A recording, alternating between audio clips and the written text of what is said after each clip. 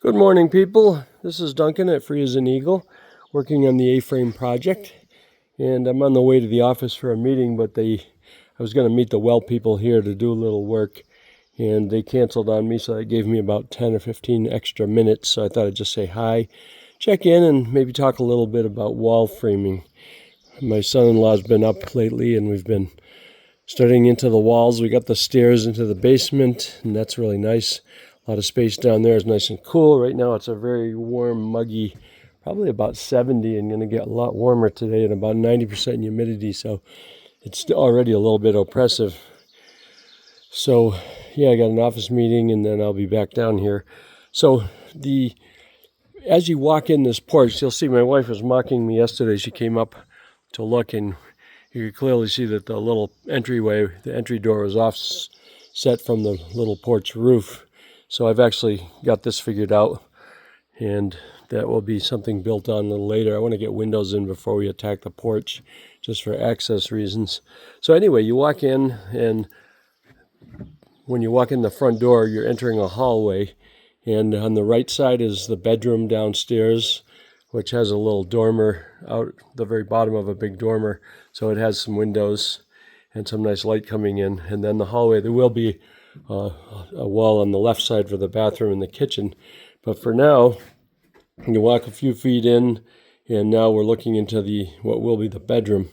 And so I thought about where to put the door, and I realized, well, a couple of things. One, you want to get inside the door. You're out of the way of the door a little bit, and then the bedroom entry door will leave a nice big spot of uninterrupted wall for the bed, kind of on the left side in there. And then there'll be room for a couple of chairs by these windows. And then off to the right, there's another window.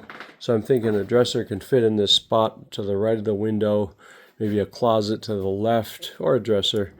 And typically with a bedroom and a hallway, the entry door will swing in, and this spacing allows room for that door to swing in to the right. So that'll be comfortable. It can swing in, then you enter to the left, so you have access to the bedroom, which ultimately won't have all this insulation in it, but we're in the process of getting that in. And actually over the next week or two, I really want to get a lot of the insulation in on the left side of the building, because that's where the sun hits in the morning, and that'll keep some of the heat from penetrating the building. So I'll give you a couple of quick pointers. Anyone that ends up doing any wall framing, it's kind of nice to know what you're doing.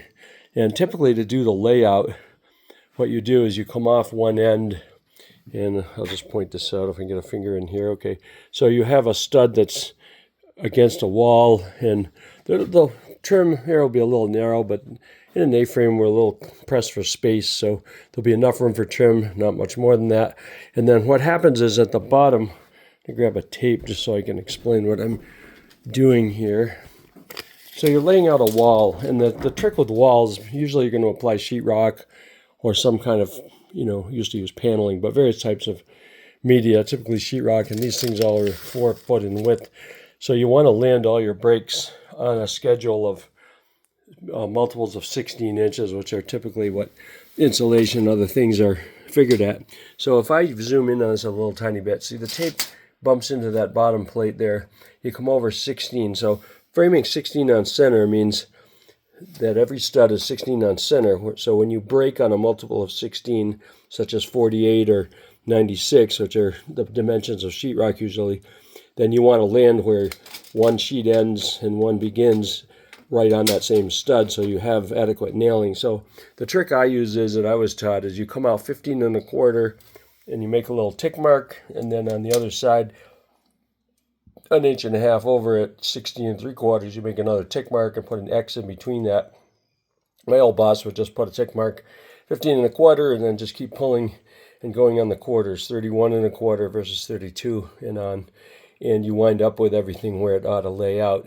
Well, of course, when you get to a door, that changes unless you're in line with the framing, and I cheated because this actually was decent spacing.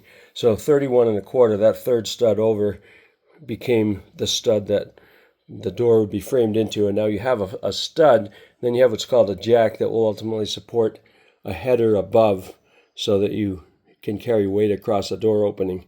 I can explain a little more about that right now. We'll just zoom up to the top. And in this particular case, it isn't really structural.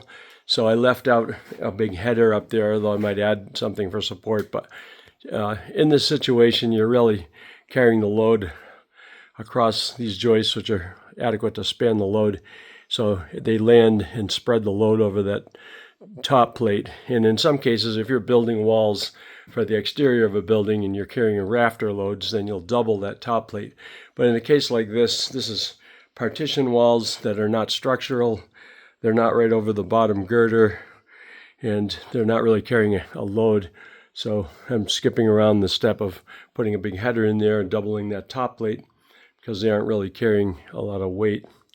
And so as we move along, we get to the other side of the door frame, and a typical bedroom door is a 30-inch door.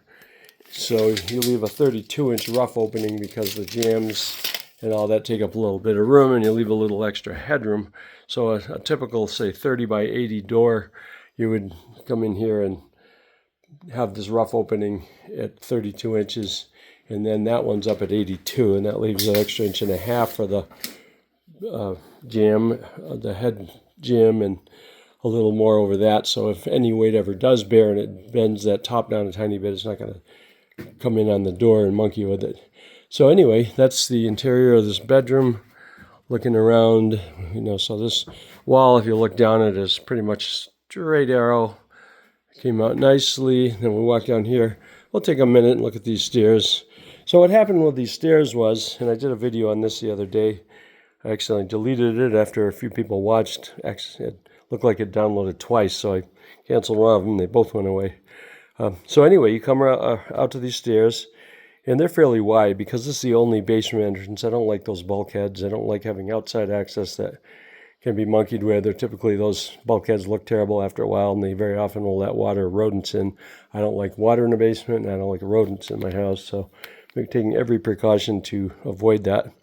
So as you look at these stairs, they're dropping in there and on a landing, and I realized the run out with these stairs was going to require the landing, so the stairs go over to the left, and that required opening up a little L shape over there to get the headroom I needed, which is fine. And then, of course, we want to get these walls up for safety reasons. I wanted to get this closed up so I could put a door on it soon, just so it's not a hazard to anyone.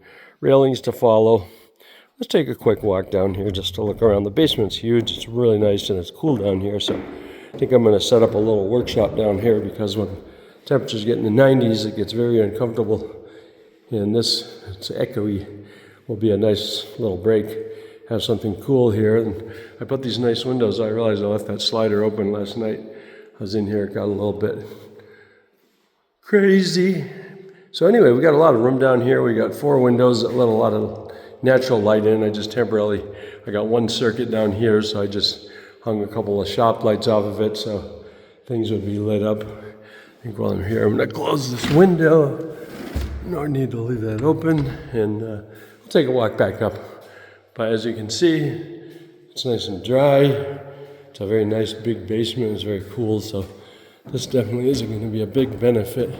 My brother Al talked me into doing this because he knew at an A-frame you don't have a lot of room upstairs, so you don't want to waste any of that space. So anyway, that's what we're looking at. We did get a good bit of progress made. I'll point out a couple of small things. One is this is what I call my straight stick. So I looked at a bunch of 2x4s, picked a perfect one that I could actually use to extend my 4-foot level. And one way, I'll point this out too, when you're laying these plates down, I snapped a line on the floor, a given distance off a center line, and they're actually, that break in the plywood, you see a little line there, is the very center of the building. So I went parallel to it with this wall plate, and we favored the bedroom. That's why the outside door is kicked over a little bit. The final door to the porch will be centered. This was off center, so it would allow the bedroom to be a few inches bigger. So when you lay out that bottom plate, you run it across, and then in order to figure out where to go with the top plate, I take the straight stick, which I'm not going to bother to get, but if I take a level and that straight 2x4 and run it up off the bottom plate, lean it into one of these joists up above, and get a dead level, then I just mark a mark, and I do that in several places, and then I snapped a line across, and then made that upper piece follow the line, so that way we're plumb up, end to end. And of course we do the same thing on the ends. We use the straight stick. Here's a 4-foot level. Oops. I just knocked out my temporary power cord. I'll plug it back in. We're still a little bit jerry-rigged here, of course. You know, one thing about polarized plugs I absolutely hate is I always put them in the wrong way first. I don't care. I don't know what it is. It's some sort of corollary of Murphy's Law, but anything is a 50-50 chance of not working. It will fail 100% of the time until you test it the other way. So anyway, I forget where it was, but I'll jump back in. So we're framing this wall. We use this 4-foot level is what I was going for. And there's a post here in the corner. It's doubled for strength. And then if I set this level on there, it's pretty much dead on. And using the straight stick before this went up, you put the level on there and make sure it's perfect. And double check as you go. It's very easy to screw up, and you don't want to multiply your errors. So every time you start a new wall or go in a new direction, you want to double check. Every so often, just pick that level up and make sure you haven't gone off track. So this got interesting. We have the stairs going down, and then we're bringing walls around the corner. I haven't tied in that very last little wall yet, but we're getting there. But you can see I put blocking. One thing that happens sometimes, these walls won't line up with other existing structures, so you've got to add nailers. So in between those rafters are nailers that are there for the very purpose of applying that little top plate that's at an angle. And you see the same thing in here over the stairs on the right. There's blocking that allows that top plate to go in. We come across with some blocking overhead. So that whole thing is tied in securely.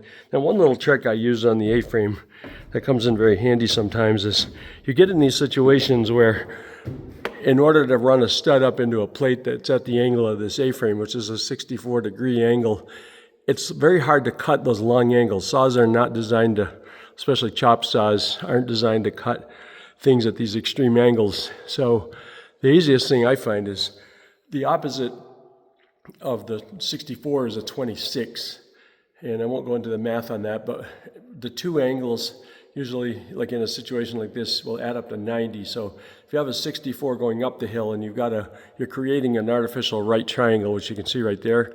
So you're going to find that the lower left angle is a 26 and the upper right angle is a narrow one. Actually the opposite of a 64.